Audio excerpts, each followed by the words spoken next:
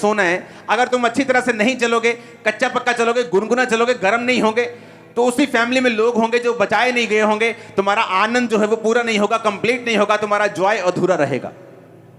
तो बचाऊं कैसे फैमिली को? क्योंकि बहुत से लोग उद्धार पाने के बाद ऐसी गलतियां करते हैं कि वो खुद तो बच जाते हैं लेकिन फैमिली बच नहीं पाती।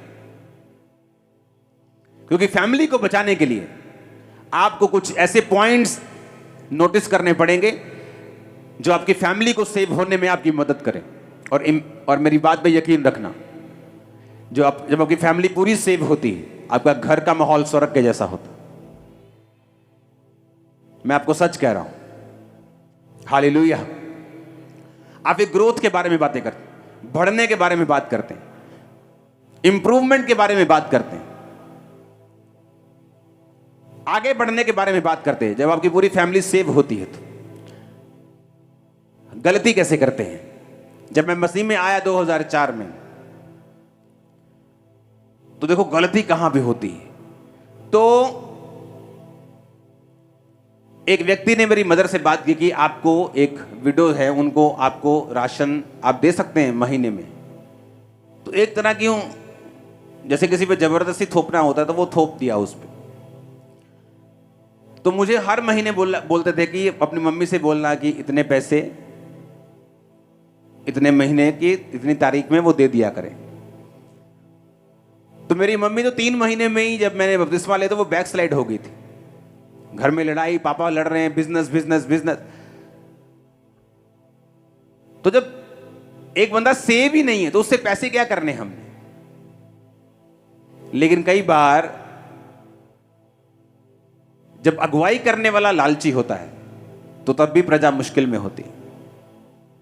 तो मैंने जाके बोलना, वो बुला रहे हैं, पैसे मांग रहे हैं, आपने वायदा किया था आपको देने, ਤੁਹਾਡੀ ਹੁਣ ਲੱਤ टूट जानी, देखो पैसे टाइम नहीं, ਤੁਹਾਡੀ बांह टूट जानी, प्रभु ने तेन सजा।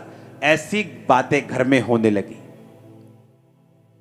और क्या हुआ कि परमेश्वर के करीब आने की बजाय वो और दूर चले गए। और जब मैं मसीह में ग्रो हुआ, बढ़ा, तो परमेश्वर ने मुझे फैमिलीज को और लोगों को जीतना सिखाया। कई बार जब हम अच्छी संगतियों में नहीं होते, बहुत प्रॉब्लम्स होती हमारे परिवारों में। कई तरह के रफड़े, झगड़े, चक्कर, ड्रामेबाजियां, बहुत कुछ। जब मैं मसीह में आगे बढ़ा, आपका एक फैमिली मेंबर है, आप मान लो एक लड़की है जो व्यभिचार में गिर गई। अब लोगों को तो नहीं पता व्यभिचार में, लेकिन फैमिली मेंबर्स को पता है। एक यंग लड़का व्यभिचार में, लोगों को नहीं मालूम, चर्च के बिलीवर्स, लेकिन आपको पता है, आप फैमिली मेंबर हैं। जब आप प्रेयर में जाते हैं, आपको स्पिरिट को डांटना है। उसके पीछे की स्पिरिट जो है, व्यभिचार की,